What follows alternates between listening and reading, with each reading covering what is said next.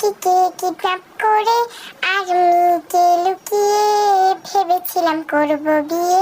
সেখানে আর্মি এলো, সাথে দেখি হেটার্স এলো, তারা দুইজন মিলে কুকিকে কেড়ে নিল, কেড়ে নিল, কেড়ে নিল। কুকিও চলে গেল, মনটা ভেঙে গেল, আশা যা ছিল সবই মুছে গেল। কচু গাছে ফাঁসি দিব তখন আমি ভেবেছিলাম, তারপর হঠাৎ দেখি কুকি আবার ফিরে এলো, ফিরে এলো, ফিরে এলো। ও কুকি সোনা, দুটা পাপ্পি দাও না, আমি সত্যি বলছি আর ভিকে দেখে ক্রাশ খাবো না।